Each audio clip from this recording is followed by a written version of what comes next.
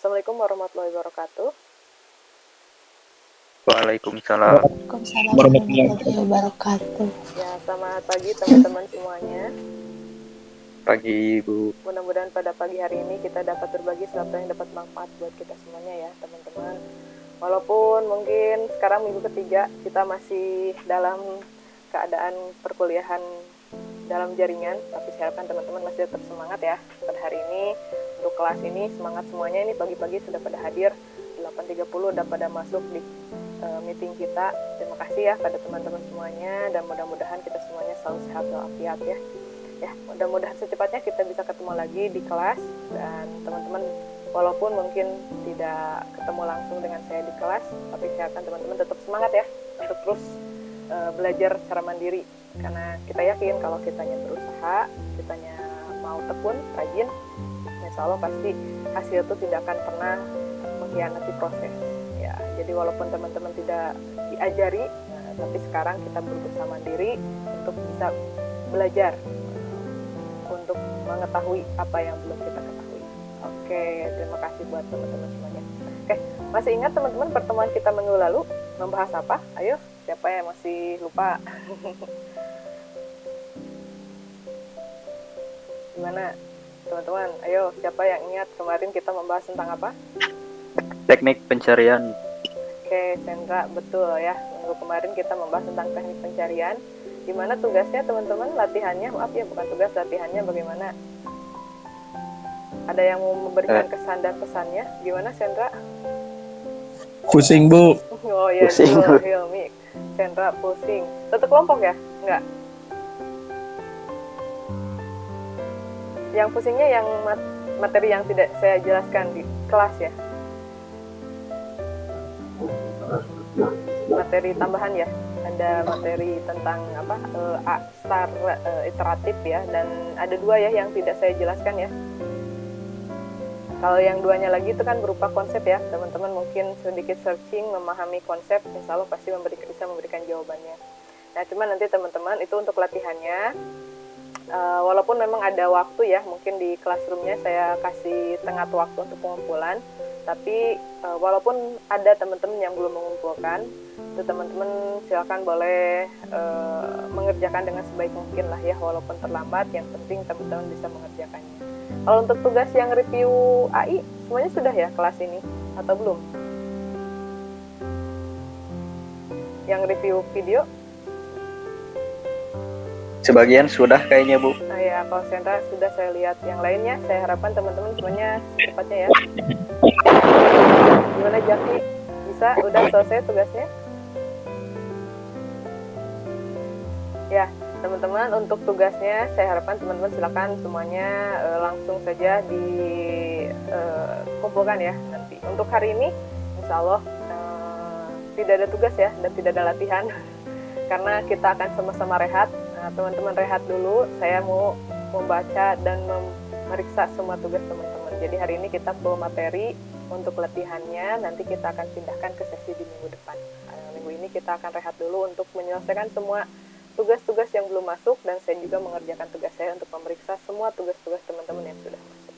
Ya, untuk minggu kemarin, seperti yang sudah tadi dibilang oleh Sandra ya, kemarin kita sudah membahas tentang yang namanya teknik pencarian data ya teman-teman, dimana teknik pencarian data itu kita bisa gunakan untuk permasalahan yang cukup kompleks, permasalahan yang belum kompleks, yang masih cukup sederhana, dan memang teknik pencarian ini merupakan teknik pencarian yang umum, jadi setiap kecerdasan buatan, karena kalaupun kita punya kecerdasan buatan, minimalnya dia harus bisa memiliki suatu teknik atau suatu strategi untuk bisa mencapai solusi dengan cepat. Nah, teknik pencariannya itu kemarin kita sudah mengetahui ada 2 ya, ada yang jenisnya uninformed search atau yang blind search yang tidak memiliki informasi tambahan. Lalu yang kedua ada yang menggunakan information search atau yang menggunakan fungsi heuristik. Nah, syaratnya memang kalau kita mau menggunakan heuristic search itu harus diketahui fungsi heuristiknya itu seperti apa, sehingga nanti kita bisa memanfaatkannya untuk membangun teknik atau untuk memilih teknik pencarian yang tidak blind ya, tapi yang sudah memiliki informasi yang diharapkan bisa lebih cepat, lebih efisien, dan lebih efektif lagi pencarian solusinya. Cuman yang menjadi inti dari kemarin itu adalah teknik pencarian itu adalah memberikan suatu gambaran bahwasanya permasalahannya itu bisa diinterpretasikan dalam bentuk atau direpresentasikan dalam bentuk state ya, kumpulan state di mana ada suatu operasi yang merubah suatu keadaan pada keadaan yang lain. Nah, sistem dari teknik pencarian itu adalah menemukan jalur yang bisa mengantarkan kita dari posisi awal sampai ke posisi akhir atau posisi tujuannya. Semakin cepat, semakin sedikit langkah yang kita lakukan, operasi yang kita lakukan itu semakin bagus. Namun kemarin ada beberapa teknik yang berbeda-beda. Nah, yang penting harus diperhatikan bahwasanya setiap teknik pencarian harus memastikan bahwasanya solusinya bisa tercapai. Terus yang kedua harus perhatikan juga berapa kedalaman dan berapa lebarnya dari si pohon grabnya itu ya, si jalur-jalurnya tersebut. Terus juga harus diperhatikan juga masalah waktu, proses, dan memori yang digunakan, prosesor yang digunakan, dan terus juga jangan sampai kita menemukan yang namanya motion, di mana kita tidak kita terjebak pada suatu operasi yang tidak menemukan hasil. Nah, itu yang harus diperhatikan dari yang namanya teknik pencarian. Nah, hari ini kita akan melanjutkan pembahasan kita sedikit demi sedikit ya. Kita mulai merayap nih pada teknik pencarian yang lain, yaitu teknik reasoning. Teknik dari AI yang lain itu teknik reasoning atau teknik penalaran. Dari sini kita akan mulai, kalau kemarin kita sedikit singgah ya ke pembelajaran teori bahasa. Hari ini kita kembali singgah lagi ke pembelajaran teori bahasa otomata. Cuman ada plusnya, hari ini kita akan kedatangan tamu, yaitu materi dari logika matematika atau logika informatika. Ya, kita lihat ya materinya hari ini seperti apa. Saya share dulu materinya buat teman-teman.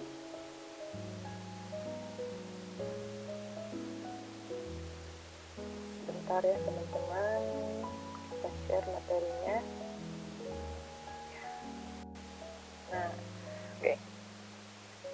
Hari ini membahas tentang teknik penalaran atau reasoning.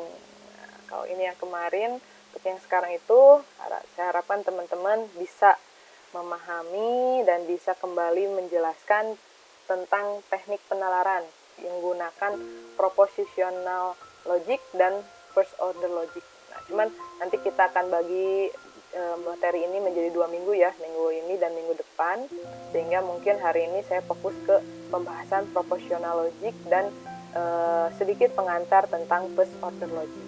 Nah, seperti apa ini sepertinya cukup sederhana teman-teman. Pembelajaran tentang ini itu saya kira teman-teman akan bisa lebih memahami dibanding dengan teknik pencarian, karena ini merupakan bagaimana caranya manusia berlogika.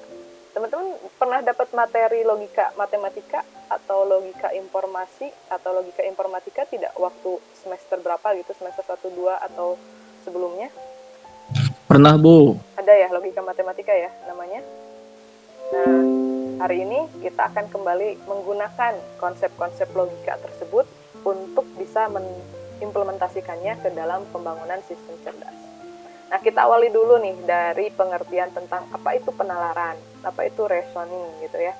Nah, jadi teknik berpikirnya manusia itu, pola berpikirnya manusia itu menggunakan istilahnya nalar. Nalar itu adalah suatu logika di mana kita melakukan sesuatu ataupun kita menyimpulkan sesuatu itu berdasarkan apa yang terjadi di sekitar kita. Jadi ini suatu yang nyata, bukan suatu yang bias. Jadi pada saat kita melihat, contoh kayak yang kemarin, tetap kembali lagi ya, bangun pagi, teman-teman lapar, itu kan suatu kejadian, suatu fakta. Terus pada saat teman-teman masuk ke dapur, faktanya tidak ada makanan. Nah, maka bagaimana cara kita berpikir? Nah, itulah proses kita berpikir berdasarkan logika itu disebutlah dengan istilah penalaran. Di sini manusia melakukan penalaran itu selalu bersifat logis. Jadi semuanya itu objektif berdasarkan data. Lalu biasanya manusia itu melakukan analisis. menyusun, menguraikan, lalu menyusun kembali sehingga terdapatlah suatu pola. Dan yang terakhir itu sesuai dengan pendekatan AI kita, yaitu tentang rasional. Bahwasanya manusia selalu berpikir berdasarkan pada fakta-fakta yang ada di sekitar lingkungan ini. Nah, manusia itu secara alaminya memiliki dua jenis penalaran. Ada yang sifatnya deduktif dan ada yang bersifat induktif. Kalau deduktif itu biasanya dari umum, lalu kita bisa menemukan suatu hal yang khusus. Kalau induktif, kita mengumpulkan dulu fakta-fakta yang sifatnya khusus atau spesifik, lalu kita bisa membuat suatu kesimpulan dari fakta-fakta tersebut sehingga bisa digeneralisasi. Nah, itulah tentang deduktif dan induktif. Contohnya, nah ini contoh-contoh waktu teman-teman belajar di logika, matematika ya. Contoh kalau deduktif itu, nah ini kan suatu hal yang umum, berlaku untuk keseluruhan. Contohnya, semua mahasiswa baru mengikuti ospek. Maka kalau ada anak namanya Andi dan dia ada mahasiswa baru, maka Andi itu akan mengikuti ospek. Nah, jadi kalau deduktif itu pertama kita berada di suatu pemikiran yang sifatnya atau suatu pernyataan yang sifatnya umum. Di sini masih berupa kalimat terbuka di mana semua yang kondisinya memenuhi dia akan masuk pada pernyataan ini. Jadi semua mahasiswa baru mengikuti ospek. Jadi semua yang dikatakan dengan mahasiswa baru itu mengikuti ospek. Nah, kemudian kita menemukan suatu fakta baru, bahwasanya Andi adalah mahasiswa baru. Maka fakta selanjutnya maka suatu kesimpulan kita ambil dari fakta ini, bahwasanya Andi mengikuti ospek. Kenapa? Karena kita melihat dari premis kedua dan melihat dari premis ke-1. Nah, jadi pada saat kita berpikir dari suatu yang umum, lalu kita bisa menemukan suatu yang lebih spesifik, kemudian kita bisa melakukan penyimpulan yang lebih khusus lagi, maka itulah cara berpikir kita dengan teknik penalaran deduktif. Nah, kemudian kebalikannya adalah teknik atau jenis penalaran secara induktif, di mana kita mengumpulkan dulu banyak premis yang sifatnya khusus atau lebih spesifik, yang merupakan bagian kecil, kemudian kita bikin suatu kesimpulan yang kita ambil dari premis-premis tersebut. Contoh, di sini ada 26 mahasiswa baru dengan namanya Andi, Budi, Mona, sampai Juki. Semuanya mengikuti ospek. Wah, Andi ikut ospek nih, Budi juga ikut ospek, Mona ikut ospek, Juki ospek. Semuanya adalah mahasiswa baru. Lalu kita bikin kesimpulan, oh semua mahasiswa baru mengikuti ospek hari ini. Nah, kalau kita berangkat dari sesuatu yang khusus dan berakhir dengan menarik kesimpulan yang sifatnya umum, maka itulah kita melakukan penalaran dengan jenis induktif. Nah, berangkat dari dua jenis penalaran ini, kita bisa melakukan yang namanya teknik penalaran atau resonan. Nah, di sini teknik penalaran ini untuk pembangunan sistem cerdas, teman-teman, mulai muncul kekhasannya. Kalau kemarin khasnya dari teknik pencarian, kalau teman-teman bisa membuat representasi masalah dan ruang masalah dalam bentuk state, kemarin gitu ya, dalam bentuk keadaan-keadaan disimbolkan secara abstrak. State itu kemarin yang kita gambarkan dengan buletan-buletan itu ya. Lalu ada tanda panah sebagai suatu operasi yang berpindah dari suatu state ke state yang lain dengan istilahnya aturan produksi. Kita bisa bikin sistem produksinya, lalu kita bisa menentukan strategi pencarian solusinya. Nah, inilah AI dalam lingkup teknik pencarian. Nah, namun memang kemarin yang menjadi permasalahan dari teknik pencarian itu kan pada saat kita menemukan masalah yang kompleks, maka konsekuensinya teknik pencarian ini juga memerlukan memori yang cukup besar untuk menampung deklarasi dari setiap state, menampung dari semua aturan produksi, dan juga menampung bagaimana proses pencarian dari titik awal sampai titik akhir. Makanya muncullah suatu teknik namanya itu adalah penalaran atau reasoning. Di sini yang menjadi fokusnya adalah bahwasanya biasanya manusia itu memiliki banyak sekali fakta-fakta yang dikumpulkan. Nah, kemudian kita mengambil fakta tersebut menggunakan teknik berpikir atau bagaimana dengan nalar kita secara logik, nah, maka muncullah suatu istilah yang namanya basis pengetahuan. Nah, untuk bisa membaca basis pengetahuan ini, maka dibuatlah satu teknik penalaran. Kalau kemarin yang menjadi fokusnya adalah state dengan aturan produksi dan sistem produksi, kalau dalam teknik penalaran di sini kita akan berfokus pada pembentukan basis pengetahuan, kemudian bagaimana metode inferensinya untuk bisa membaca dari basis pengetahuan tersebut, menemukan fakta baru, mengumpulkannya, lalu kita bisa membuat suatu kesimpulan. Jadi untuk masalah-masalah yang cukup kompleks yang tidak bisa diselesaikan dengan penggambaran state dan ruang masalah, maka kita harus beralih pada pembentukan basis pengetahuan. Nah, di sini kita kumpulkan fakta-faktanya dan aturan-aturan. Nah, kalau kemarin namanya aturan produksi, kalau di sini kita menamakannya rule. Jika maka. Nah, itu namanya rule tersebut. Nah, itu nanti rule-nya akan dikumpulkan pada basis pengetahuan berikut dengan semua fakta yang diterima. Kemudian kita melakukan proses berpikir secara logik atau menelusuri aturan-aturan tersebut dengan fakta yang ada, lalu kita bisa menyimpulkan suatu solusi untuk bisa menentukan langkah ataupun keputusan. Nah, itu adalah yang namanya teknik penalaran. Jadi perbedaannya kalau kemarin kita fokus pada state dan ruang masalah, lalu dengan menggunakan tekniknya mencari jalur, kalau ini kita fokus pada pembangunan basis pengetahuan yang terdiri dari kumpulan fakta dan aturan. Kemudian menggunakan cara berpikir logika, yaitu kita memasukkan fakta pada aturan dan kita memproses solusi sehingga mencapaikan suatu solusi dan kita bisa menyimpulkan suatu hal yang bisa kita jadikan bahan untuk melakukan suatu tindakan atau suatu keputusan. Nah, itulah pengantar sedikit tentang teknik penalaran. Nah, teknik penalaran ini teman-teman memiliki berbagai macam jenis logik. Nah, jadi logikanya itu ada berbagai macam jenis. Nah, mungkin beberapa udah teman-teman pelajari di logika matematika.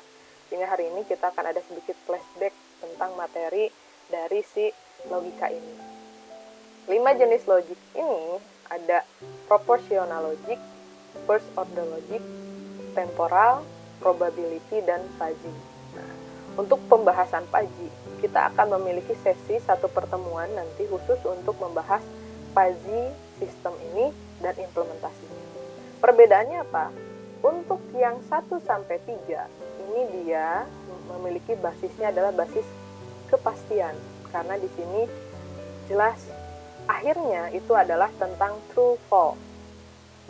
Sedangkan untuk yang 2 terakhir ini adalah yang diperhatikannya itu adalah tentang derajat kebenarannya, teman-teman.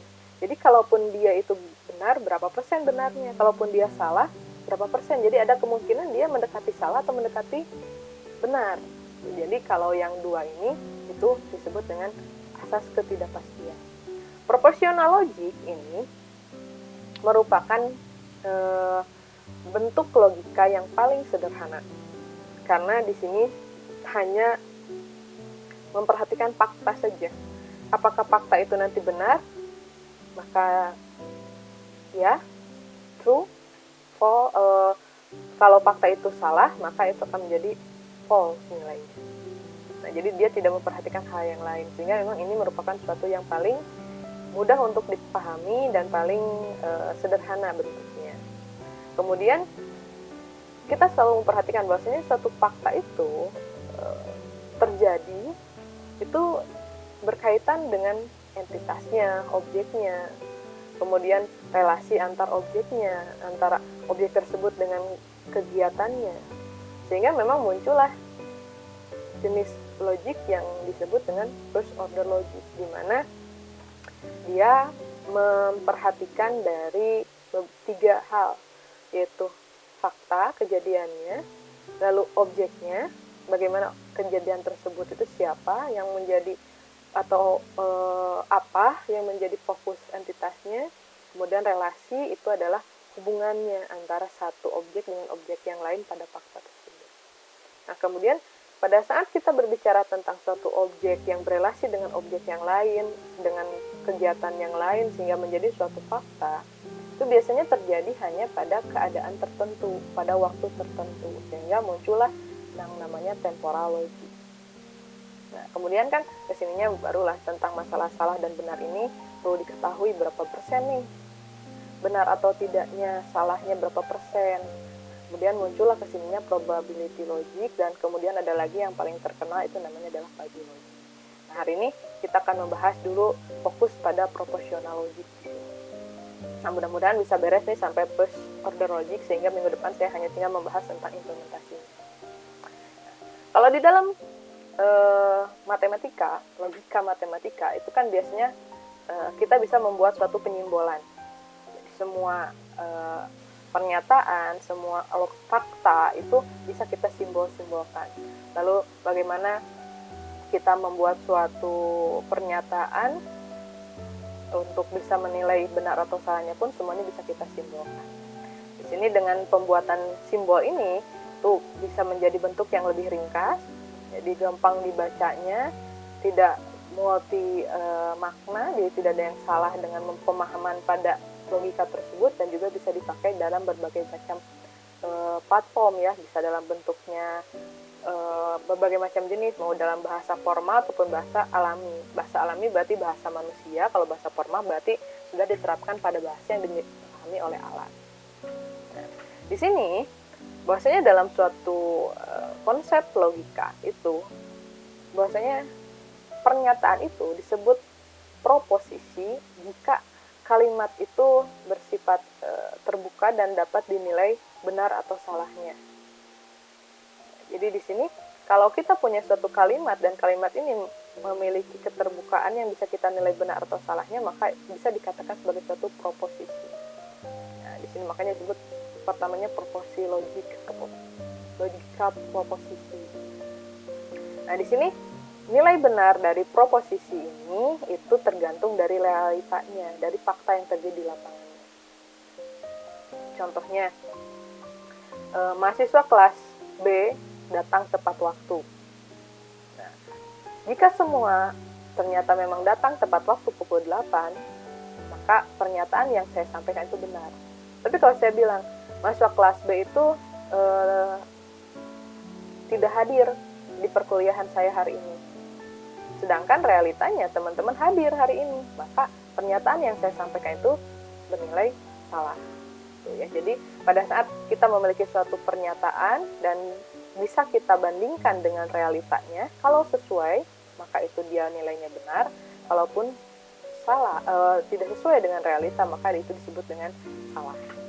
Nah, si proposisi ini itu bisa kita buat dalam bentuk yang sederhana ataupun dalam bentuk yang kompleks. Ini sebutnya atomik, biasanya kalau ini sebutnya kompleks. Kalau yang sederhana biasanya terdiri dari satu fakta saja atau satu pernyataan saja. Sedangkan kalaupun yang sifatnya kompleks atau majemuk biasanya terdiri dari beberapa pernyataan yang dihubungkan dengan kata hubungnya. Di sini pernyataan ini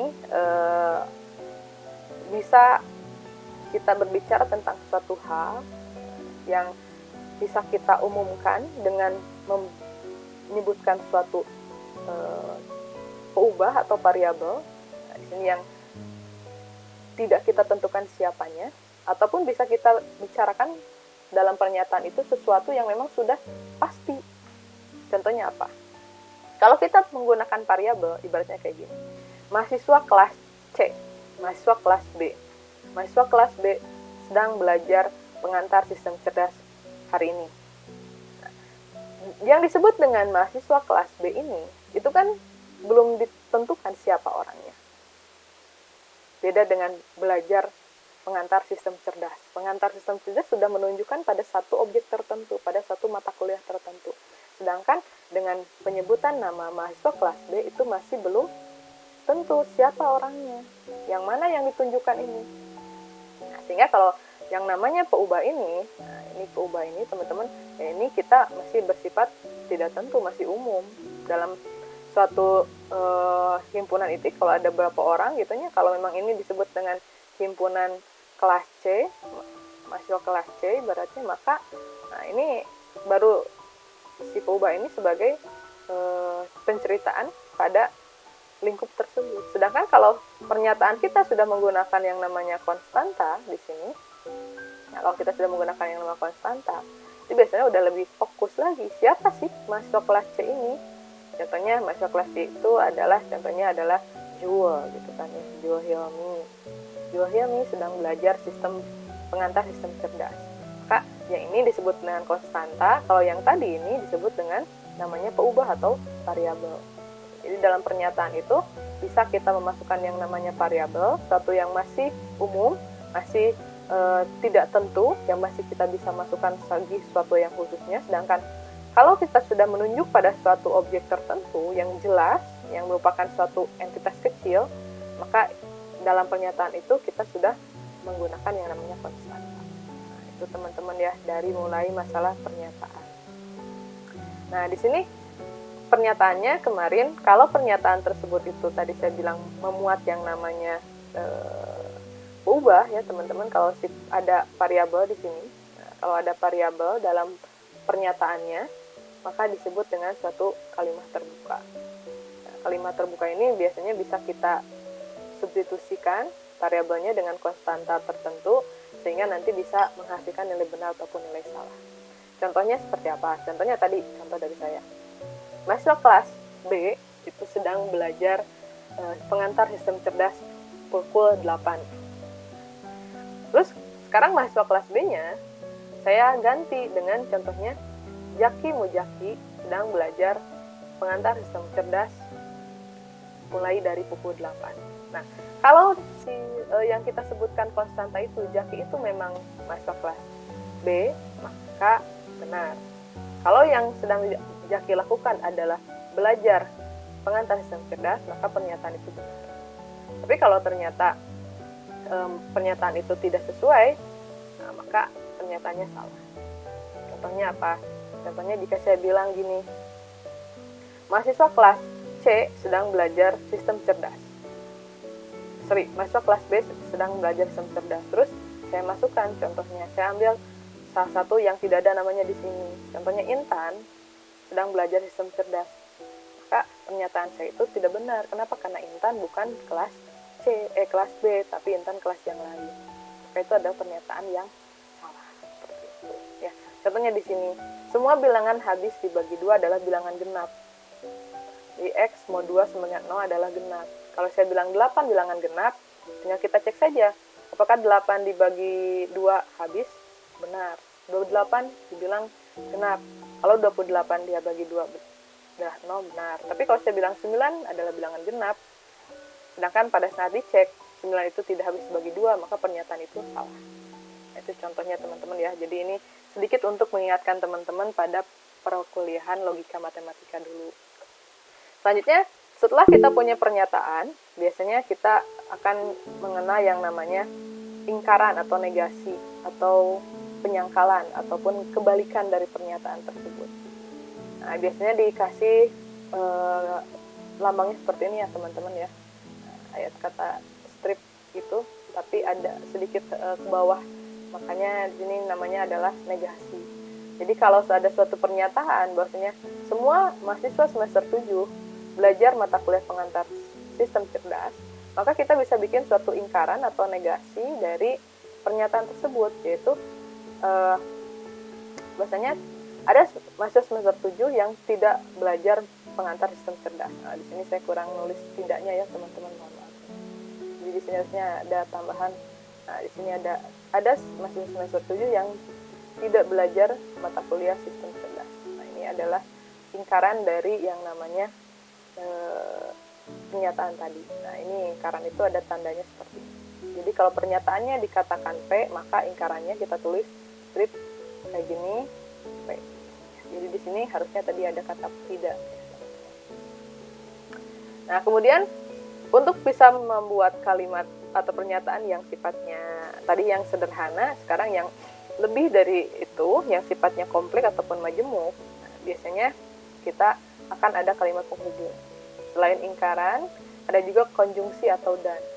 Dimana kalau konjungsi atau dengan tanda ini dan ini, dia akan bernilai benar jika kedua pernyataan tunggalnya itu bernilai benar. Jadi kalau di sini kalau dua-duanya benar, P dan Q ini benar, maka P dan Q-nya akan benar. Contohnya, semua mahasiswa semester 7 belajar pengantar sistem cerdas. Terus saya bilang bahwasanya Jaki adalah mahasiswa semester 7. Maka Jaki adalah mahasiswa semester 7, semua mahasiswa semester 7 dan Jaki sedang belajar sistem cerdas. Nah, kalau dua-duanya benar, maka dan itu kemasnya benar. Contoh yang lain, ibaratnya kayak gini. Silakan teman-teman, saya bilang tugas teman-teman adalah merangkum dan menuliskan. Merangkum atau tugas teman-teman adalah membaca dan menuliskan kembali. Kayak gitu. Jadi pada saat di sana ada dua, maka teman-teman harus melakukan membacanya harus biar jadi iya dan menulisnya juga harus agar dua-duanya iya. Maka nanti pada saat ada pernyataan tugas teman-teman adalah membaca dan menuliskan, maka dia akan bernilai benar. Pada saat sekarang teman-teman hanya membaca saja tapi tidak menulis, nah berarti nanti itu akan salah.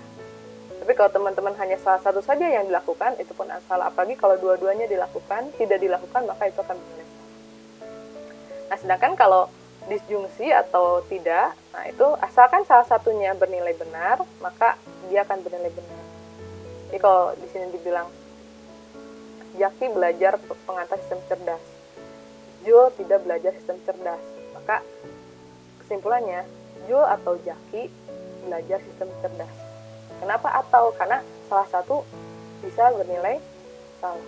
Tapi kalau yang di atas di sini harus dibilang bahasanya, contohnya Sendra belajar sistem cerdas dan contohnya Rima belajar sistem cerdas. Maka kesimpulannya Sendra dan Rima belajar sistem cerdas.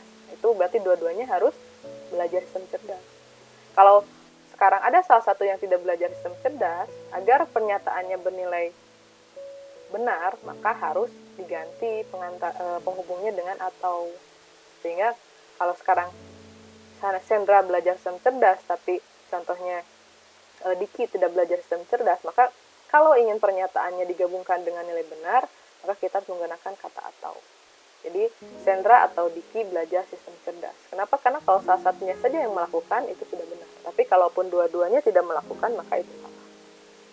Terus ada lagi yang eksklusif dari OR ini, namanya itu adalah eksklusif OR atau XOR, dimana kalau yang ini bernilai salah itu kalau dua-duanya salah. Maaf, ini tuh salah ya, harusnya saya ada kesalahan penulisan ya teman-teman. Harusnya ini bernilai benar kalau dua-duanya sama. Nah ini benar, yang ini tuh harusnya salah, nah ini juga sama, harusnya salah.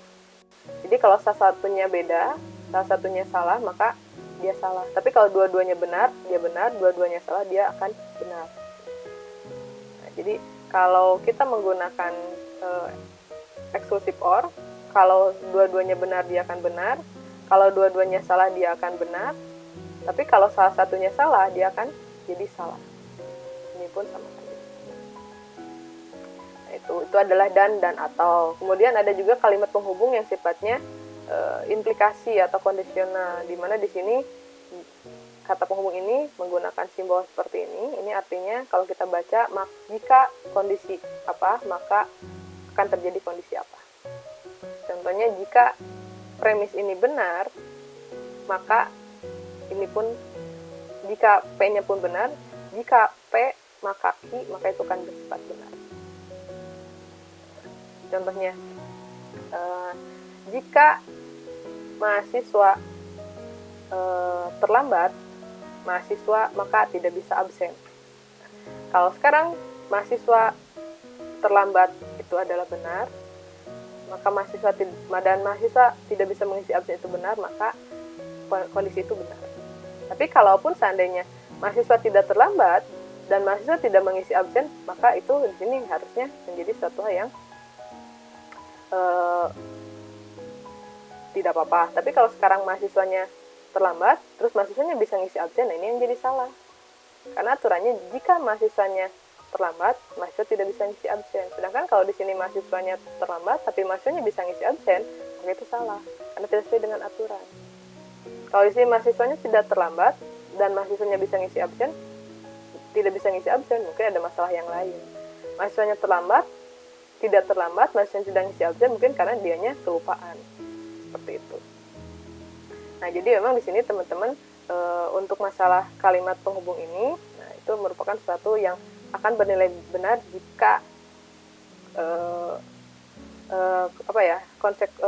jika P-nya benar, salah satu darinya P-nya itu adalah P-nya bisa salah ataupun ininya benar, maka ini akan bernilai benar. Jadi kalau si nilai P-nya ini bernilai salah atau Q-nya bernilai benar, maka dia akan bernilai benar. Tapi bisa juga dia bernilai salah jika ininya benar, P-nya, tapi Q-nya salah. Itu kan jadi salah. Terus yang kedua adalah diimplikasi dengan istilahnya jika dan hanya jika. Nah, kalau ini, dua-duanya harus bernilai benar, sehingga dia menghasilkan angka yang benar. Atau dua-duanya bernilai yang salah, dan nanti dia akan menghasilkan hasil yang salah. Seperti itu. Proporsional logik, teman-teman, yang pertama yang akan kita bahas di sini itu menggunakan aturan-aturan yang tadi. Jadi menggunakan semua simbol yang tadi. Jadi kalau kita punya pernyataan P, maka kita bisa bikin pernyataan yang lain Q. Ini ada pernyataan P dan Q yang sifatnya sederhana atau tunggal. Lalu kita bisa menggabungkan, kita bisa membangun negasi P, kita bisa membangun negasi Q, lalu kita bisa membangun P dan Q. Kalau dalam proporsional logik juga dia bisa membangun P atau Q, bisa juga membangun jika P maka Q, atau juga kita bisa membangun bahasanya jika dan hanya jika P maka Q, seperti ini. Nah, jadi dengan simbol-simbol inilah kita bisa membangun yang namanya proporsional logik, karena ini merupakan bentuk logika yang paling sederhana. Di sini adalah tata bahasa ataupun aturan produksi untuk bisa membangun suatu proporsional logik. Nah, di sini adalah aturannya, ada 4 aturan. Yang pertama bahwasanya dalam proporsional logik, teman-teman, di sini ada 2 jenis pernyataan yang sifatnya sederhana, ya, tunggal. Nah, ini sifatnya tunggal kayak tadi. Contohnya yang tunggal itu adalah beratnya tadi Jaki adalah mahasiswa semester 7. Nah, itu ada pernyataan yang tunggal atau yang sederhana. Sedangkan kalau pernyataan yang majemuk itu adalah contohnya Jaki mahasiswa semester 7. Terus juga contohnya Sendra mahasiswa semester 7. Terus kita gabungkan. Nah, di sini ada kata penghubungnya. Sendra dan Jaki adalah mahasiswa semester 7. Nah, itu merupakan kalimat yang sudah majemuk. Tapi kalau kita menggunakan kalimat yang sederhana, cukup kita menyatakan sesuatu yang sifatnya true, false, ataupun pernyataan seperti tadi. Pernyataan-pernyataan tunggal yang tanpa menggunakan kata penghubung. Sedangkan kalau yang majemuk itu bisa sudah mengandung pemisahan gitu ya. Ini ada tanda kurung untuk memisahkan satu pernyataan dengan pernyataan yang lain, atau menggunakan kata penghubung ataupun menggunakan simbol negasi. Kata penghubungnya seperti yang tadi sudah diceritakan, ada dan, ada or, ada implikasi, dan ada biimplikasi.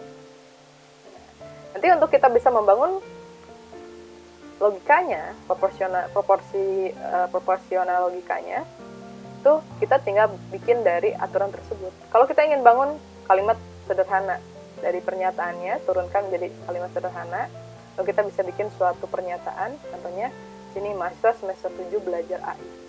Ini merupakan suatu pernyataan yang sederhana.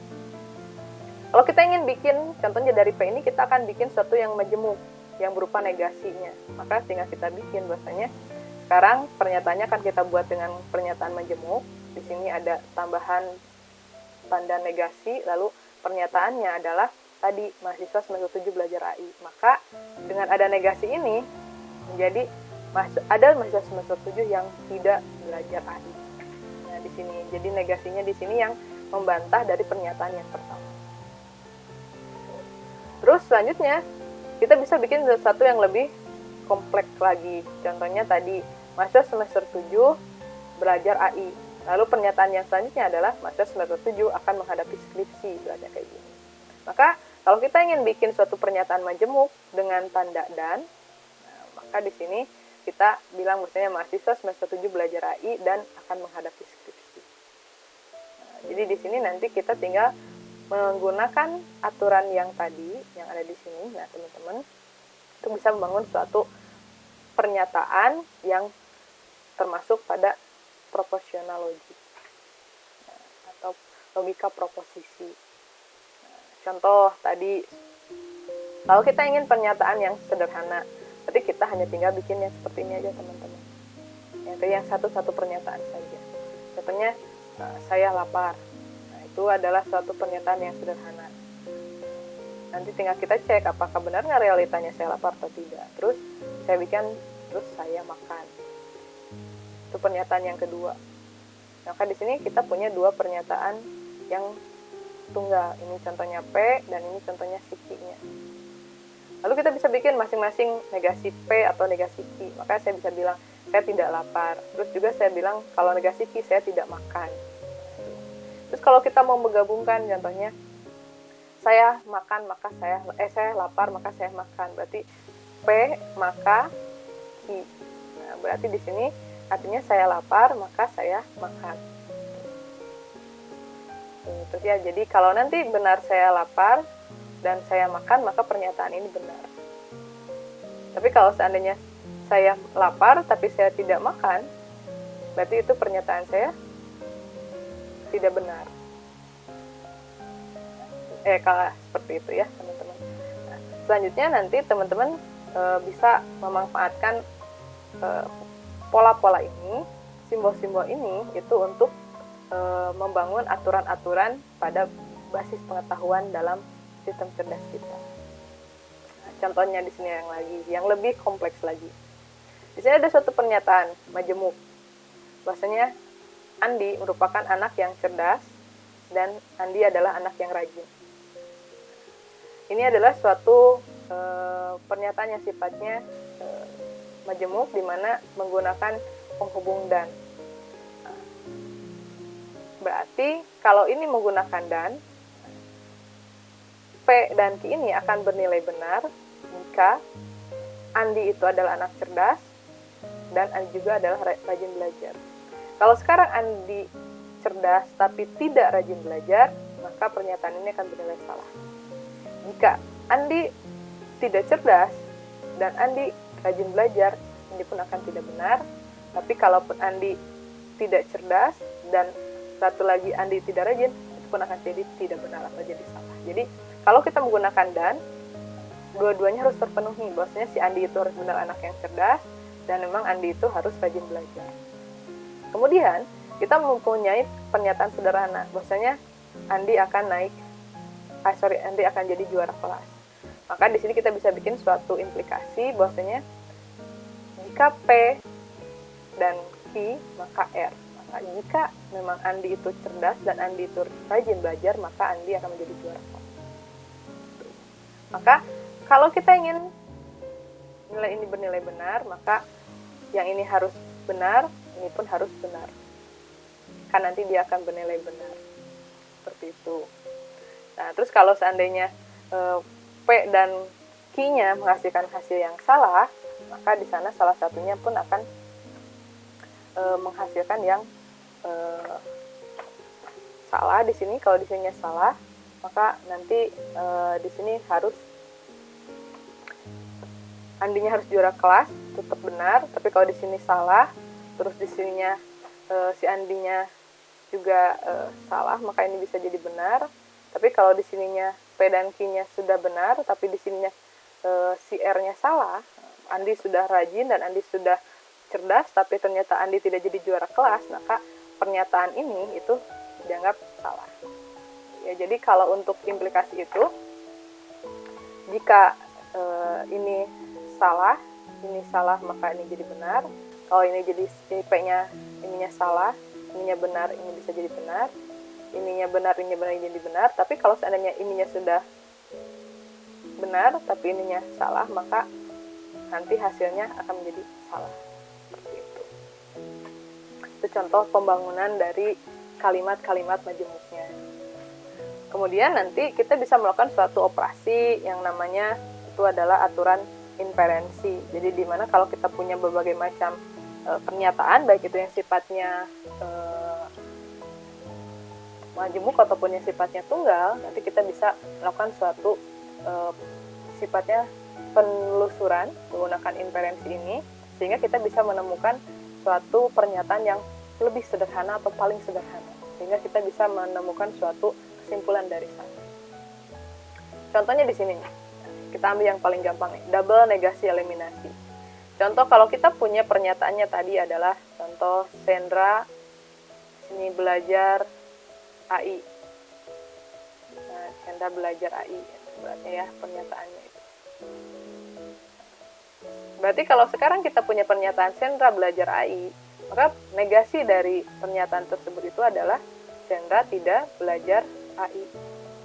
Kalau sekarang pernyataan ini kita negasikan lagi, berarti Sandra tidak belajar, berarti artinya adalah dia itu sedang belajar. Karena ada double negasi di sini, berarti negasi yang ini membalikan negasi yang ini, sehingga kembali lagi pada pernyataan semula bahwasanya Sandra sedang belajar AI. Artinya di sini bahwasanya kalau kita punya suatu pernyataan lalu dibuat negasi, kemudian dia dinegasikan lagi, maka itu akan kembali pada pernyataan yang semula, yang belum dinegasikan.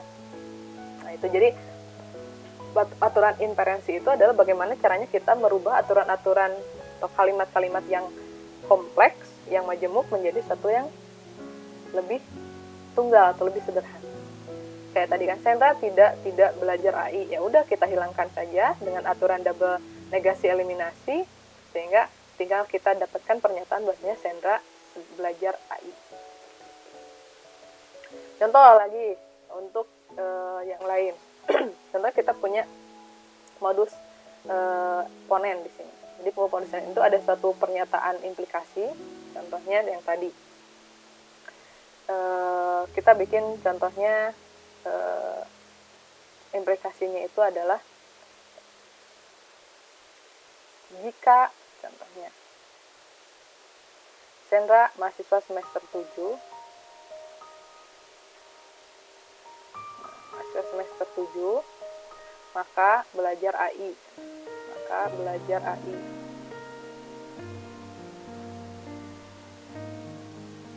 Sekarang ini adalah alfanya, ini adalah betanya. Jadi alfanya adalah Sandra mahasiswa semester 7 dan betanya adalah Sandra belajar AI. Jadi jika Sandra semester 7 maka Sandra belajar AI. Nah, kemudian kita menemukan bahwasanya Sandra itu semester 7. Sorry. Ini contohnya kita buat dulu mahasiswa ya, jangan dulu Sandra lah ya. Mahasiswa semester 7. Jika mahasiswa semester 7 maka mahasiswa tersebut belajar AI. Terus kita bikin suatu pernyataan bahwasanya ditemukan bahwasanya Sandra ini adalah semester 7, maka Sandra belajar AI. Jika Sandra semester 7, maka Sandra belajar AI. Kalau kita temukan Sandra benar sebagai mahasiswa semester 7, maka Sandra itu belajar AI. Nah, jadi kalau kita menemukan suatu pernyataan dengan bentuknya seperti ini, dan kita menemukan faktanya terjadi, kondisinya, maka kita bisa menarik kesimpulan B ini terjadi. Nah, contoh tadi, jika Sandra mahasiswa semester 7, maka Sandra belajar AI. Terus kita temukan, rasanya Sandra itu mahasiswa semester 7, oh berarti Sandra sedang belajar AI. Seperti itu. Nah terus, seandainya kita menemukan suatu an elimination, kalau kita menemukan elimination itu, kalau salah satunya benar, maka kita nyatakan bahwasanya ini sebagai benar. Sedangkan kalau yang an introduction di sini, kalau kita punya beberapa pernyataan, lalu pernyataan ini bernilai benar, maka kita bisa menggabungkan menggunakan tanda dan. Sedangkan kalau kita punya satu pernyataan yang benar, tapi yang lainnya belum kita ketahui benar atau salah, maka kita bisa menggabungkannya menggunakan or. Nah, sedangkan kalau ini tadi unit revolution, jadi kalau ada pernyataan A atau B, lalu kita menemukan ternyata ada negasi B, maka yang benar itu adalah si A. Kalau resolution ini adalah jika seandainya kita memiliki A atau B dan kita menemukan negasi B atau C ibaratnya, maka A atau C. Kenapa? Karena yang ini kita sudah hilang. Nah, jadi si aturan inferensi ini dia itu bertugas untuk melakukan penyederhanaan pada pernyataan-pernyataan yang sifatnya majemuk. Lalu kita akan bisa melakukan inferensi ini secara terus-menerus menggunakan 7 mode ini, 7 aturan ini, sampai kita bisa menemukan yang namanya pernyataan yang lebih sederhana. Seperti itu, teman-teman. Contoh, jika kita punya pernyataan implikasi alfa, jika alfa maka beta. Di sini, jika Andi anak cerdas dan Andi anak rajin, maka Andi akan jadi juara kelas. Lalu kita menemukan suatu fakta bahwasanya A itu benar. Contohnya, Andi anak cerdas dan Andi adalah anak rajin, maka B ini akan terjadi. Ya. Maka Andi akan bisa menjadi juara kelas. Kalau ininya terjadi, kita temukan dalam faktanya, maka dengan menggunakan aturan ini, kita menemukan fakta alfa ini, maka kita bisa menyimpulkan ini akan terjadi. Seperti itu ya teman-teman, contoh untuk melakukan modus ponens. Kemudian untuk melakukan unit revolution yang ini, contoh kita punya pernyataan bahwasanya alfa atau beta. Contohnya di sini Andi atau Budi rajin belajar. Berarti salah satunya rajin, salah satunya tidak rajin.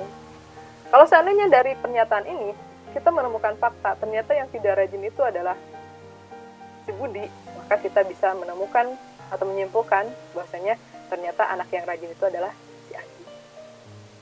Nah, jadi jika ada suatu pernyataan seperti ini yang majemuk, lalu kita akan melakukan suatu inferensi, asalkan kita sudah menemukan satu fakta yang sifatnya kebalikannya, yang sifatnya negasinya, maka kita bisa menyatakan untuk menempatkan A. Seperti itu, teman-teman.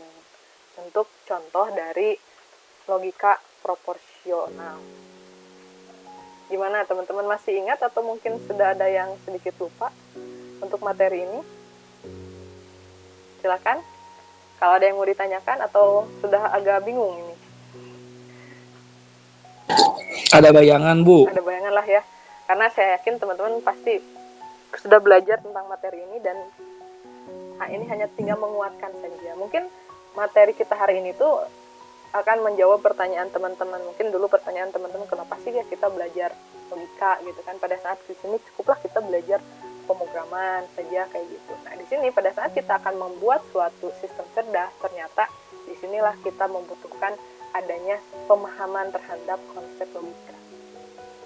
Sistem cerdas itu kan kemarin sudah dijelaskan bahwasanya semua upaya untuk bisa mensimulasikan bagaimana manusia itu berpikir dan berperilaku secara rasional. Maka di sini kita ketemu dengan teknik penalaran, di mana manusia berpikir dengan logikanya, dengan membaca semua fakta yang ada di lapangan, yang ada di sekitarnya, lalu dia memasukkan fakta tersebut pada aturan-aturan yang ada dalam pengetahuannya, lalu dia bisa bikin suatu kesimpulan atau suatu aksi.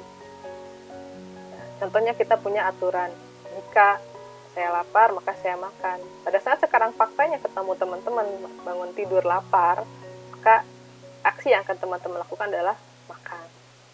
Jika teman-teman lapar dan di dapur ada makanan, maka teman-teman makan. Sekarang bagaimana kalau seandainya teman-teman lapar tapi di dapur tidak ada makanan? Maka kan teman-teman tidak bisa melakukan makan. Karena dannya ini tidak, kan harus lapar dan ada makanan, sedangkan tidak ada makanan, berarti kan teman-teman tidak bisa melakukan proses makan tersebut. Nah, sekarang anggaplah teman-teman mau bikin suatu robot nih, yang dimana kalau dia itu ketemu dengan pernyataan lapar, maka dia harus bilang silakan makan. Sedangkan kalau robot tersebut, maka jika contohnya inputan lapar, maka robot itu harus bilang silakan makan. Atau jika robot itu menyarankan untuk makan, Nah, maka aturan-aturan tersebut itu harus kita masukkan, kita buatkan aturannya dengan logika yang sederhana, sehingga nanti robot itu bisa meniru dari cara berpikir kita, manusia. Contohnya sekarang dengan dia menerima kata makan, maka lapar, maka dia menyarankan untuk makan. Terus bagaimana kalau lebih cerdas lagi? Kita kasih lagi aturan. Kalau saya lapar dan di dapur ada makanan, maka makan. Sekarang bagaimana kalau di dapur tidak ada makanan? Berarti harus bikin lagi. Jika di dapur tidak ada makanan, bikin lagi ataunya. Jika saya lapar dan di dapur tidak ada makanan atau saya punya uang, maka saya makan. Bagaimana kalau saya punya uang itu? Terus lagi diperjelas lagi sehingga nanti robot kita itu bisa lebih cerdas untuk bisa bagaimana caranya dia menentukan makan atau tidaknya. Apakah makannya langsung dari dapur, apakah makannya itu nanti kita beli dulu, apakah makannya itu nanti kita masak dulu. Nah, itu nanti semua cara-caranya itu, aturan-aturannya itu kita buatkan dengan bentuk yang sederhana seperti tadi, sehingga lebih mudah untuk membacanya, lebih mudah nanti untuk kita terapkan ke dalam bahasa formalnya. Kalau sudah dalam bahasa formal, nanti tinggal dikompilasi, jadilah software yang bisa berpikir seperti manusia. Nah, itulah mungkin hubungannya ya antara apa yang kita pelajari hari ini dengan pengembangan dari sistem cerdas tersebut.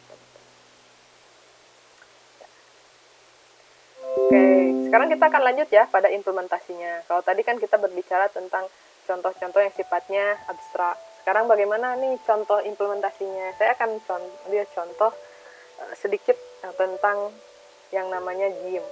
Contohnya di sini ada permainan di mana di sini kita akan mengambil emas dari suatu gua. Nah, guanya ini di sini ada monsternya nih. Guanya ada monsternya, terus juga selain ada monsternya ada lubangnya, adalah black hole ya. Kalau kita masuk ke lubang ini nanti kita akan mati. Lalu kita harus bisa kalau bisa memastikan bahwasanya si monster ini harus mati agar kita bisa lebih leluasa untuk mengambil si emasnya tersebut.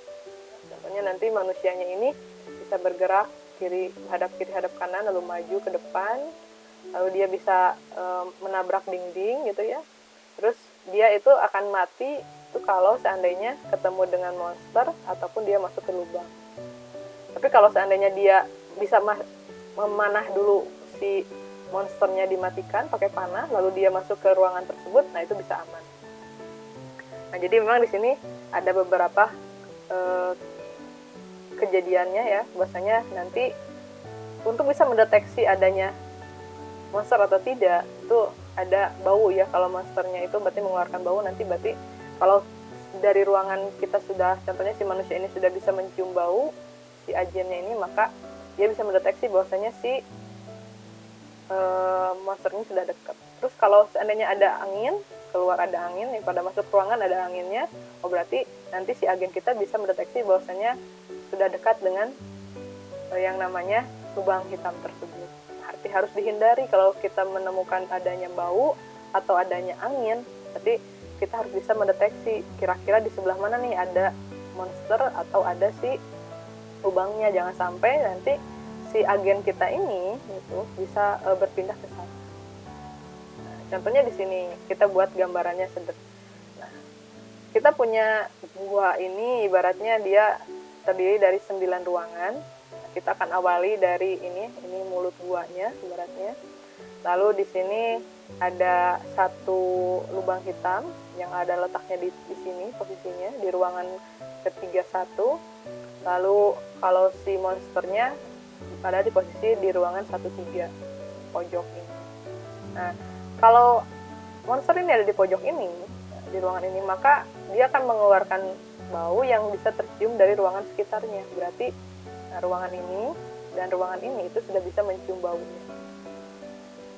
Dan juga kalau ruangan ini udah jelas ya, kalau monsternya di sana berarti ruangan itu juga pasti jadi bau. Terus kalau seandainya kita ada di suatu ruangan ada yang namanya lubang hitam, maka dia nanti bisa membuatkan adanya angin di ruangan sekitarnya. Maka kalau lubang hitamnya di 31, maka di 21 sudah ada angin terasa, dan di 37 pun sudah ada angin. Nah, sekarang bagaimana kalau seandainya kita akan bikin suatu AI berupa agen. Agen ini, bagaimana agen ini dia bisa bertindak sampai bisa menemukan emas di pojok sini. Sedangkan nggak bisa posisinya kayak gini ya, dia hanya bisa berbelok ke kiri, ke kanan, dan maju gitu ya. Jadi dia nggak bisa nyerong kayak gini, nggak bisa. Jadi harus, pastinya dia mau ke kiri, kanan, misalnya arahnya cuma bisa ke atas, bawah gitu ya, seperti itu. Jadi tidak bisa nyerong kayak gini.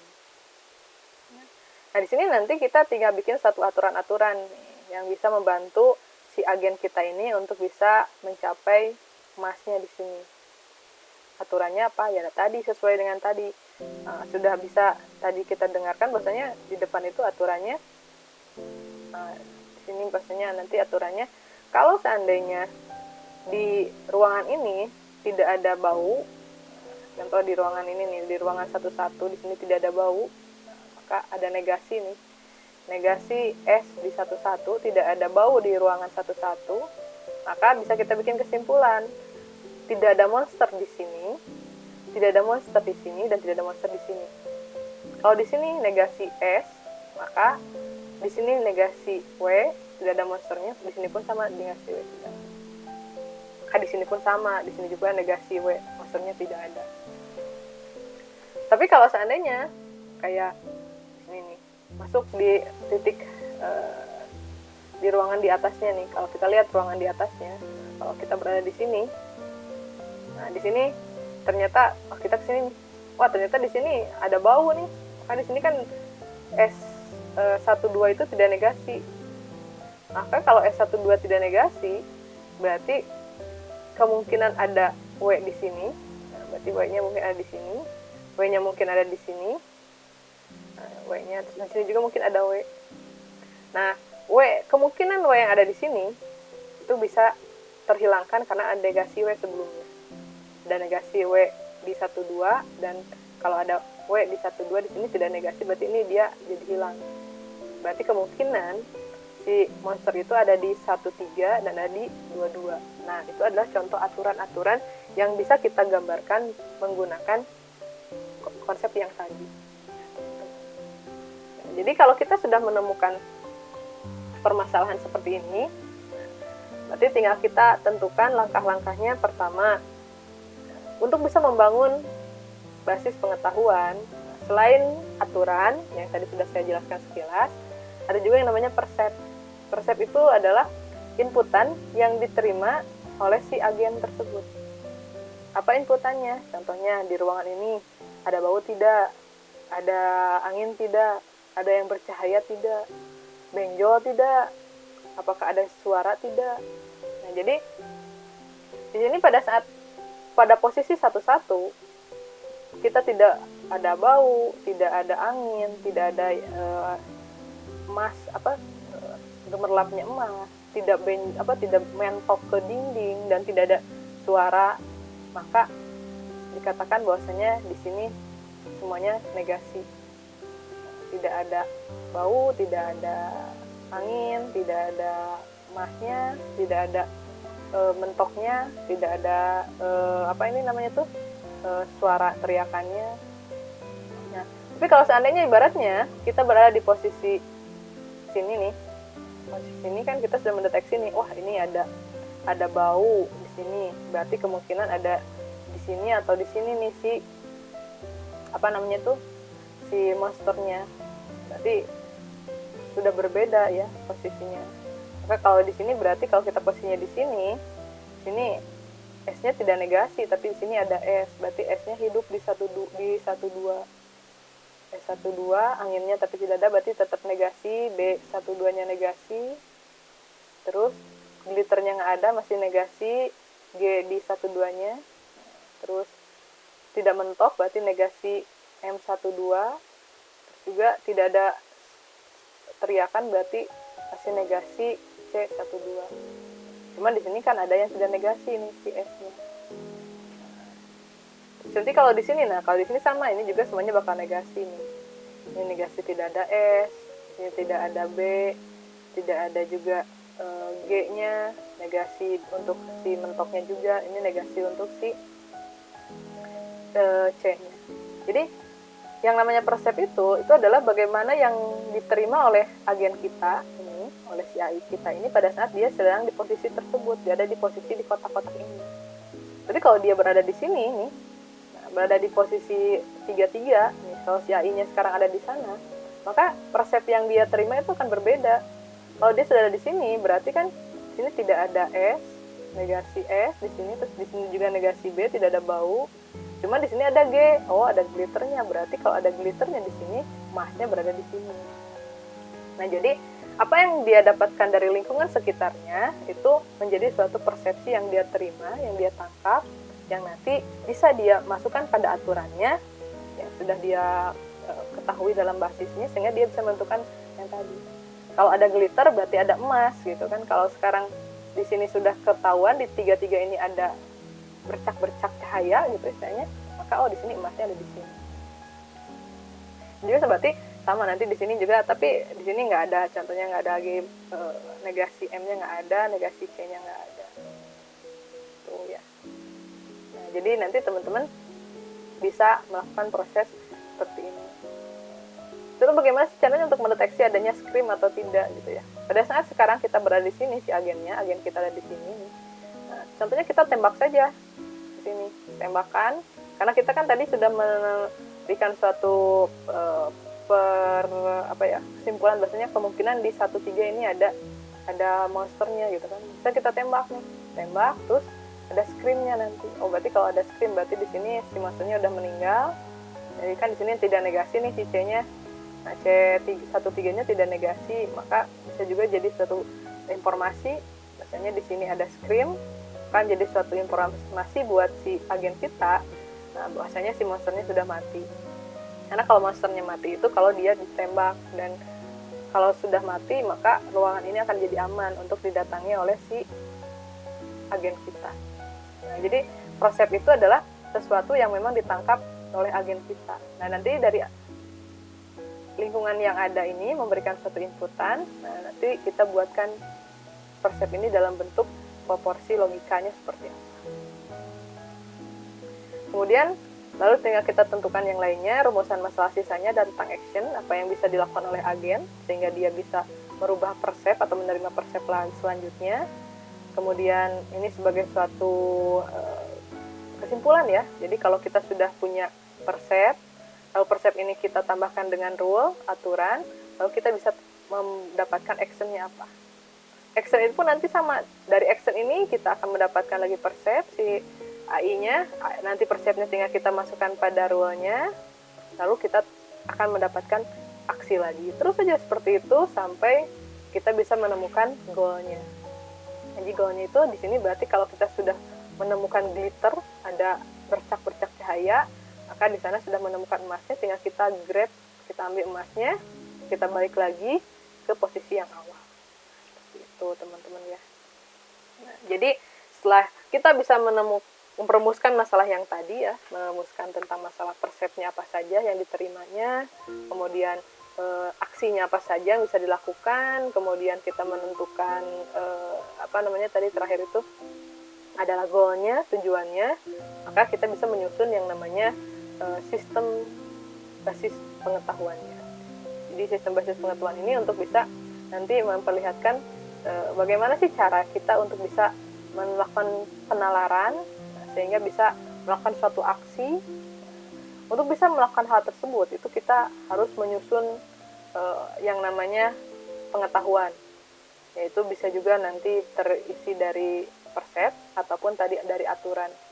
Nah, yang aturan ini kita ambil dari lingkungan sekitar kita, yang kita ambil aturannya, kemudian si persepnya pun sama, kita ambil juga dari lingkungan sekitar kita, lalu kita masukkan pada aturannya, sehingga bisa menyampaikan suatu aksi, tujuannya. Untuk aturan-aturan, berarti kalau kita di sini punya 9 ruangan, nanti teman-teman bikin aturannya. Kalau aturannya di sini negasi S, bagaimana? Apa yang terjadi? Kalau negasi B, bagaimana? Kalau negasi M bagaimana, kalau M bagaimana, kalau C bagaimana. Itu jadi semuanya setiap ruangan ini itu harus dibuatkan aturannya jika dia itu negasi dari setiap persep itu negasi S atau S, negasi B atau B, itu bagaimana aturan-aturannya. Berarti di sini kita akan memiliki aturan yang cukup banyak karena dia akan menceritakan tentang kegiatan-kegiatan ataupun kemungkinan-kemungkinan yang ada di setiap ruangan ini. Semakin banyak ruangannya, maka nanti aturannya pun akan semakin panjang. Nah, nanti aturannya kita buat dengan seperti ini. Pada saat tadi kan sudah saya jelaskan ya, kalau sekarang ada bau di sini gitu kan, berarti kemungkinan kalau ada bau di sini, berarti kemungkinan monsternya ada di sebelah sini atau ada di sebelah sini. Nanti kita masukkan ini ke dalam aturannya. Kalau ada angin di sini, berarti kemungkinan P-nya ada di sini atau di sini atau di sini. Ya. Nah, kalaupun seandainya tidak ada bau di sini, kalau tidak ada bau berarti di sini tidak ada monster, di sini juga tidak ada monster. Tidak ada angin di sini, berarti di sini tidak ada lubangnya, tidak ada lubangnya, tidak ada lubangnya, tidak ada lubangnya. Seperti itu. Jadi semua aturan-aturannya ini akan menjadi cukup banyak. Dan ini pun akan menjadi suatu landasan kita untuk berpikir pada saat agen kita itu berada di posisi awal. Kenapa? Karena persepnya belum menerima apa-apa, semuanya masih false. Pada saat agennya berada di titik 11, di sini kan, dia akan mendapatkan persepnya yang semuanya masih false ternyata. Negasi S, negasi B, negasi G, negasi M, negasi C. Nah, pada saat kita menemukan ada negasi S di 11, lalu kita cek, ada nggak aturan tentang negasi S di 11? Oh, ternyata ada. Kalau kita memiliki aturan implikasi yang dimana apanya adalah S11, nah, maka kita tinggal lakukan modus ponens yang tadi. Jika alpha maka B, maka beta. Jika S11 ini negasi, maka negasi W di 11, negasi W di 21, negasi W di 12. Artinya, jika tidak ada bau di sini, maka tidak ada monster di sini, tidak ada monster di sini, tidak ada monster di sini. Jadi monsternya tidak ada di sini, tidak ada di sini, dan tidak ada di sini kalau tidak ada S. Nah, kita menemukan nih fakta bahwasanya di sini negasi S11. Oh, berarti ini benar, ini benar, ini benar. Nah, berarti kita menemukan fakta ini benar. Jadi kita asalnya punya aturan, jika di S11 tidak ada bau, maka tidak ada monster di 11, tidak ada monster di 21, dan tidak ada monster di 12. Nah, di persep kita menemukan kenyataan, faktanya bahwasanya memang di S11 itu tidak ada bau. Oh, maka aturan ini benar. Jika sudah ketemu, nah jika dan berarti ini semuanya benar. Kalau semuanya benar, tinggal lakukan an elimination, berarti kita punya 3 kondisi, 3 fakta. Ada 3 fakta selanjutnya, bahwasanya di 11 tidak ada monster, di 21 tidak ada monster, di 12 juga tidak ada monster.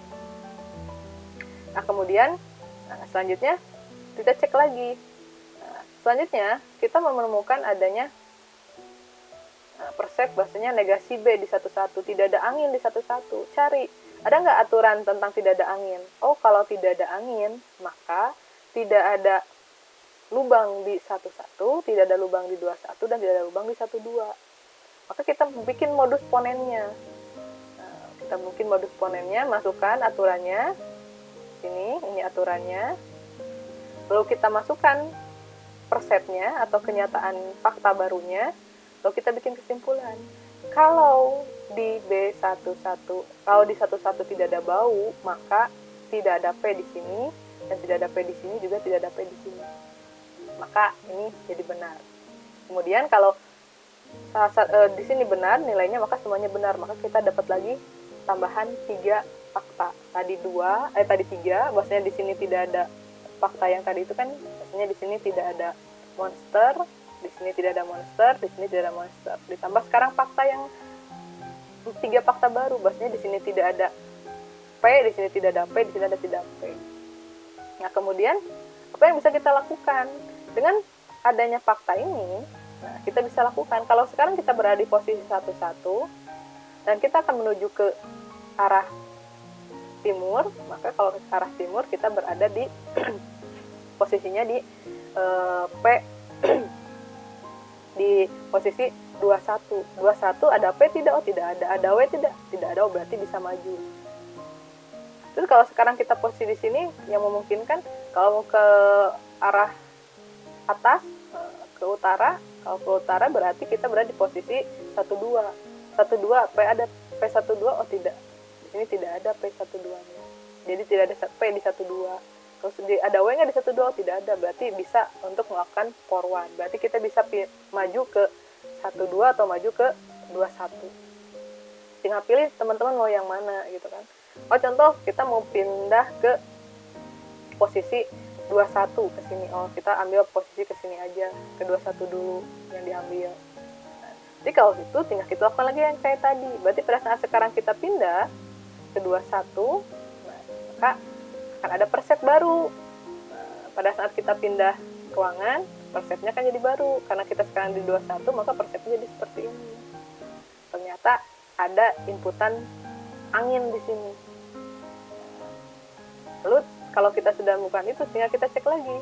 Tadi kita masukkan dulu modus ponen untuk negasi S di 21. Kalau negasi S 21, maka tidak ada W di sini. Nah, tidak ada W di sini, tidak ada W di sini, tidak ada W di sini, dan tidak ada W di sini. Maka di sini tidak ada W.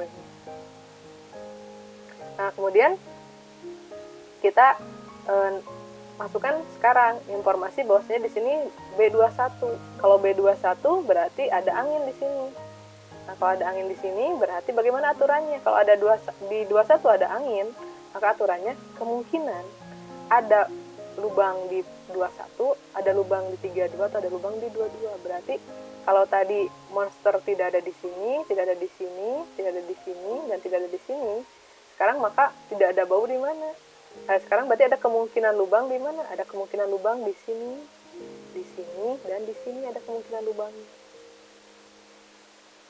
Berarti apa yang harus kita lakukan? Periksa kembali semua informasi yang tadi. Bahwasanya tadi kan kita sudah ini kan tadi di sini tidak ada monster ya, tidak ada M, di sini juga tidak ada M, di sini tidak ada M, di sini tidak ada M. Tapi ada bau, ada angin. Oh, berarti ada kemungkinan P di sini, ada kemungkinan P di sini, sama P di sini. Tadi kita sudah dapat pengetahuan sebelumnya bahwasanya di sini tidak ada P dan tidak ada M. Oh, berarti di sini aman. Lalu kita dapat pengetahuan bahwasanya tadi di sini tuh tidak ada M, tidak ada P. Oh, berarti di sini juga aman. Tapi di sini tadi kita belum punya pengetahuannya di sini. Cuman kalau di sini sekarang ada kemungkinan P, di sini juga ada kemungkinan P. Berarti bagaimana caranya si agen kita berpikir itu, Kak, dia kalau P mundur aja lagi, dia mundur lagi ke 11 bisa. Nanti dia akan melakukan pemilihan untuk ke sini, ke arahnya ke arah yang 12. Berarti nanti kita tinggal kumpulkan lagi persepnya. Kalau di 12 seperti apa persepnya? Berarti kalau kita sekarang dari sini pindah lagi ke 11, sekarang memilih untuk berpindah ke 12, maka nanti persepnya akan berbeda. Kalau di 12, maka akan ada bau. Oh, ada bau di sini.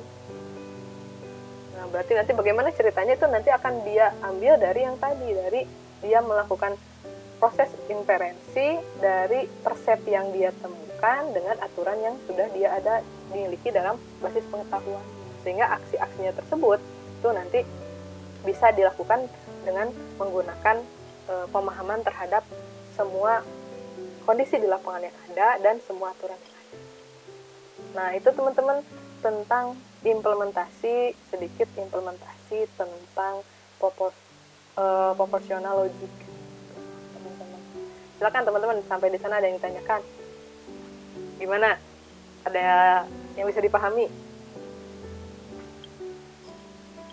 Menarik atau tidak? Gimana? Silakan, siapa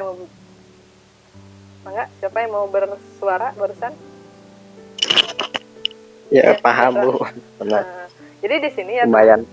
Jadi mungkin gambarannya ya teman-teman itu tadi untuk bisa kita melakukan hal game tersebut, bagaimana sekarang kita bisa bikin suatu AI ya yang bisa mengerjakan game itu adalah seperti itu caranya. Jadi dari bagaimana manusia berpikir, bagaimana manusia merespon lingkungannya, kita buatkan dalam bentuk yang lebih formal abstraksinya. Ya memang kalau kita harus bikin yang lebih sistematis, karena kalau komputer kan berpikirnya harus sistematis kayak tadi. Jadi kalau kita harus bikin aturan-aturan, rules-nya dulu, masukin rules-nya ke dalam basis data. Kemudian pada saat sekarang dia bekerja, dia beraksi, asalnya dia hanya berpikir menggunakan basis data saja kan, jika maka itu aja. Tapi kemudian pada saat sekarang dia melakukan satu aksi di awal, dia akan mendapat inputan nih. Maka basis datanya tersebut, basis pengetahuannya tersebut itu dapat tambahan fakta-fakta baru. Lalu dia bisa melakukan lagi aksi berikutnya berdasarkan dari aturan dan fakta-fakta baru yang dia dapatkan dari hasil persepnya tersebut. Maka di sanalah nanti bagaimana muncul konsep mesin itu bisa belajar. Mesin itu belajar itu kenapa? Karena tadi pada saat dia bekerja, dia melakukan kegiatan, dia memasukkan persepnya pada aturan, sehingga menemukan fakta baru. Fakta tersebut dia simpan lagi dalam basis pengetahuannya, sehingga untuk melakukan kegiatan-kegiatan selanjutnya, dia tidak akan mengalami kesulitan. Kayak tadi, di satu-satu itu dia sudah menemukan fakta bahwasanya tidak ada monster di satu-satu dan tidak ada lubang di satu-satu. Pada saat sekarang dia pindah ke 1-2, ada pendeteksian bahwasanya ada lubang nih karena ada angin. Nanti kemungkinan lubangnya ada di 1-1, ada di 1-2, ada di 2-1, di 2-2, dan ada di 3-1. Karena dia sudah punya informasi di 1-1 itu tidak ada lubang, maka dia menyatakan, berarti aman nih 1-1. Terus pada saat sekarang dia berpindah ke posisi 1-2, nah 1-2 itu ada bau nih. Bau, berarti kalau ada bau ada kemungkinan ada monster di sini. Monsternya berarti kemungkinan ada di bawah, di pinggir, sama di atas. Tapi dia di bawah sudah tahu kalau bawah itu tidak ada monster. Berarti dia tetap menyatakan 1-1 sebagai titik aman. Nah, sekarang bagaimana caranya dia menyatakan selanjutnya bahwasanya apakah titik 2-2 ini aman atau tidak? Berarti mau tidak mau dia harus memilih salah satu, karena dia punya tembakan, tadi bisa tembak salah satu, mau tembak kemana? Nembak ke 2-2 apa mau nembak ke 1-3? Kalau ditembakkan kedua-dua ada suara, berarti monsternya mati di sana. Tapi kalau ditembakkan ke sana, monster tidak ada suara, berarti monsternya tidak ada di sana dan belum mati. Saya mau nembaknya ke atas aja, ibaratnya kayak gitu sih berpikirnya. Ya berarti pada saat dia muncul, ada suara inputan, berarti dia nanti berpikir. Kalau ada suara di sana, berarti monsternya ada di sana dan sudah mati. Nah, jadi teman-teman cara berpikirnya itu persis seperti manusia berpikir, hanya saja kita buat lebih sistematis. Dengan kalau kemarin kita menggunakan bentuknya state by state, kalau sekarang kita menggunakan bentuknya adalah aturan, adanya implikasi-implikasi tadi. Lalu ditambahkan dengan adanya yang namanya persep. Persep itu inputan dari lingkungan yang lalu dia masukkan ke dalam aturannya sehingga dapatkan fakta baru. Terus saja seperti itu sampai dia bisa menemukan solusinya. Gimana, ada yang tanyakan dari sana? Kalau bikin gamenya teman-teman udah bisa nih. Kalau udah punya seperti ini teman-teman, nanti teman-teman bisa bikin gamenya dengan lebih mudah. Kalau bikin game kan sebenarnya teman-teman hanya bikin aturan saja. Kenapa jadi AI? Karena kita ingin mesin yang mengerjakan tugasnya. Pada saat sekarang kita ingin mesin yang mengerjakan tugasnya, nah kita bikinkan satu informasi lagi. Pada saat dia berpindah, nanti akan ada inputan apa. Nah, dengan adanya persep ini, inputan ini, lalu dia berpikir berdasarkan aturannya, sehingga nanti dia otomatis menentukan pilihannya yang mana. Nah, seperti itu untuk hari ini. Mau dilanjut apa mau stop dulu ini? Nah, karena saya memang ada 2 materi sih yang memang harusnya di sini dibuat dalam bentuk 2 pertemuan sih. Gimana teman-teman? Masih bingung kah? Kalau masih bingung, teman-teman nanti tinggal pelajari aja ini bagaimana sampai dia bisa bikin game seperti ini. Sebenarnya tidak ada yang kesulitan ya. Selanjutnya memang tentang first order logic teman-teman ya. Kalau first order logic memang ini lebih kompleks dari yang tadi proportional logic. Kenapa? Karena selain kita menggunakan pernyataan tunggal P dan Q, Kalau dalam personal logic nanti kita akan ada punya negasi P, kita punya negasi Q, ini kayak tadi, lalu kita bisa menemukan P atau Q, menemukan P dan Q, menemukan hanya P maka Q, menemukan jika dan hanya jika P maka akan terjadi Q. Lalu kita tambahkan di sini ada lagi bentuk yang lain selain daripada yang ini. Lalu ada bentuk yang namanya universal quantifier, ada universal quantifier, ada eksistensi quantifier, dan ada nested quantifier. Ya, nanti dari ini kan yang tadi proporsional. Nah, ini bisa jadi lebih kompleks lagi kalau sudah masuk ke dalam first order logic atau pada predikat logic. Nah, ini bisa jadi lebih kompleks lagi. Ini untuk pembahasannya. Ya, kalau tidak ada yang ditanyakan, kayaknya saya saja yang bertanya sama teman-teman ya. Biar saya simpan dulu materi first order logicnya buat minggu depan. Biar kita bisa belajarnya lebih fokus lagi, sedikit demi sedikit. Ya, saya mau tanya nih sama teman-teman. Saya mau nanya sama siapa ya? Saya minta satu orang ya yang jawab pertanyaan saya. Apa sih perbedaan teknik pencarian dengan teknik penalaran? Silakan, siapa yang mau jawab? Ya, silakan, siapa yang mau jawab? Apa perbedaan antara teknik penalaran dengan teknik pencarian? Tadi sudah saya ceritakan. Siapa? Enggak?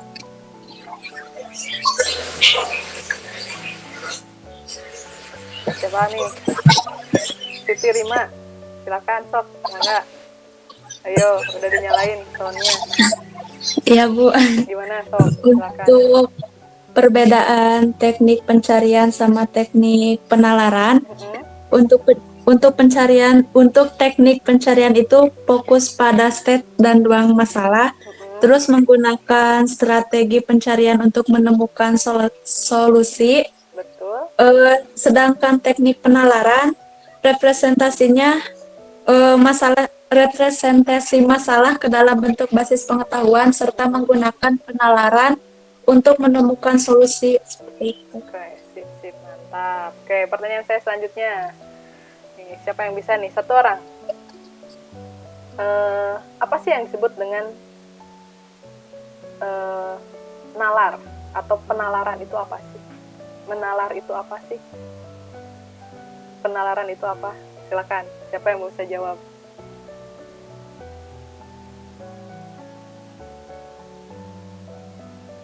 Ya, mangga. Mana yang lain? Ya, Diki, silakan, Diki. Untuk penalaran sendiri, Bu, itu dimaksud dengan proses berpikir dengan logika untuk menarik kesimpulan berdasarkan dengan fakta. Oke, sip, mantap. Pertanyaan selanjutnya, kalau saya bilang seperti ini, mahasiswa kelas mahasiswa kelas B rajin menjawab pertanyaan. Terus Siti Rima itu mahasiswa kelas B. Maka Siti Rima rajin menjawab pertanyaan. Itu teknik penalaran menggunakan jenis yang mana? Induktif apa deduktif? Yo, siapa satu orang?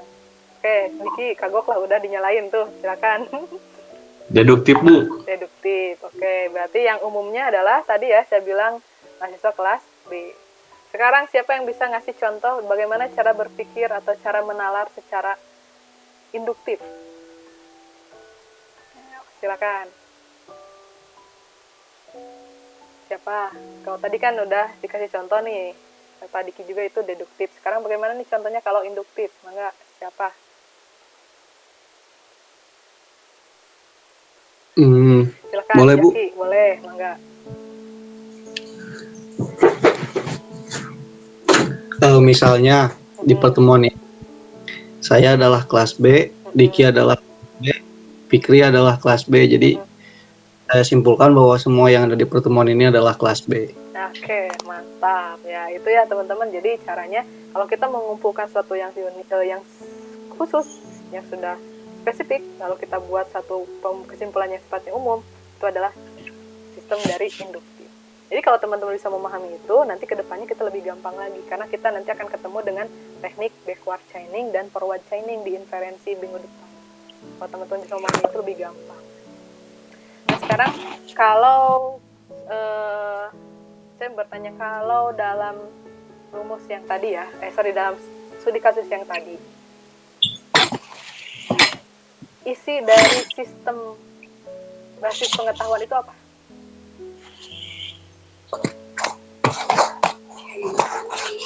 Yo, siapa?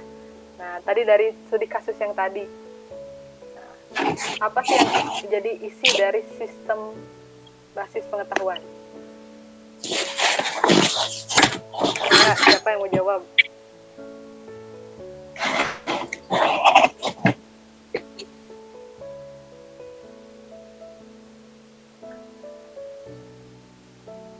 Ya, mana? Siapa yang mau jawab? Ayo.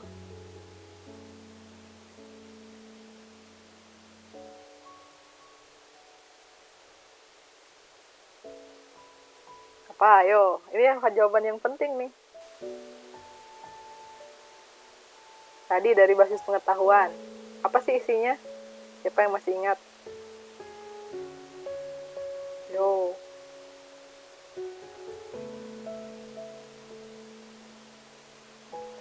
Ayo, siapa tadi masih ingat? Basis pengetahuan itu isinya apa kalau sekarang di teknik penalaran itu? Tadi yang jika A maka B, jika B maka C, jika D, itu namanya apa? Namanya itu apa? Ayo teman-teman, saya lupa. Itu namanya adalah rule ya teman-teman. Jadi kalau kita punya suatu pernyataan, lalu kita buatkan pernyataan tersebut itu menjadi kondisi untuk melakukan pernyataan yang lain, lalu kita gabungkan itu menjadi suatu rule. Lalu selain ada rule, ada apa lagi? Persep. Persep itu adalah inputan yang ditangkap oleh agen. Nah, jadi kalau sudah ada persep, sudah ada rule, lalu kita bisa menarik suatu keputusan, kesimpulannya apakah kita mau melakukan A atau tidak melakukan A. Nah, maka itulah isi basis pengetahuan itu adalah rule dan fakta-fakta yang ada di lapangan, yang nanti bisa terus kita gabungkan, kita tumpuk, sehingga bisa memudahkan kita untuk melakukan suatu kesimpulan atau suatu aksi. Ya, teman-teman, gimana? Bisa paham untuk hari ini? Ya, kalau teman-teman sudah bisa paham, nah, oke, untuk itu saya anggap teman-teman sudah siap ya untuk materi kita selanjutnya, yaitu tentang first order logic yang akan kita tunda pembahasannya sampai minggu depan. Nanti minggu depan kita akan bahas tentang first order logic dan bagaimana implementasinya. Nanti implementasinya kita akan kembali lagi membahas tentang studi kasus yang tadi, tapi dalam lingkup yang lebih kompleks lagi. Kalau tidak ada yang ditanyakan, materi hari ini mungkin kita cukupkan sampai di sini dulu ya teman-teman. Untuk minggu ini kita akan sama-sama rehat ya, kita akan sama-sama teman-teman silakan selesaikan semua tugas-tugas yang belum selesai. Nah, dan saya juga akan mulai memeriksa tugas teman-teman. Nah, teman-teman terlambat mengumpulkan tugas, tidak apa-apa. Yang penting tugasnya dikerjakan dengan benar-benar.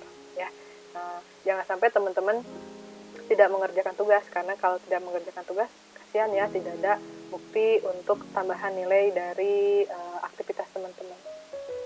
Seperti itu, jadi saya tunggu yang belum mengumpulkan, saya tunggu pengumpulannya kapanpun, yang penting semuanya dikerjakan dengan benar. Yang sudah mengumpulkan, saya ucapkan terima kasih. Kita tunggu, mudah-mudahan minggu ini bisa saya selesaikan pemeriksaannya, dan nanti bisa saya kembalikan lagi di classroom masing-masing.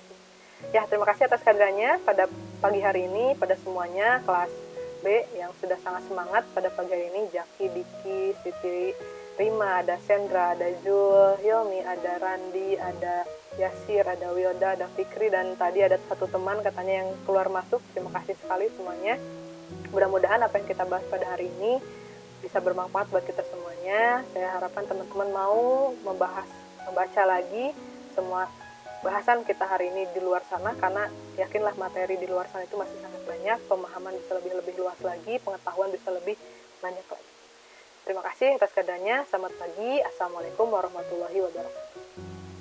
Waalaikumsalam warahmatullahi wabarakatuh. Waalaikumsalam warahmatullahi wabarakatuh.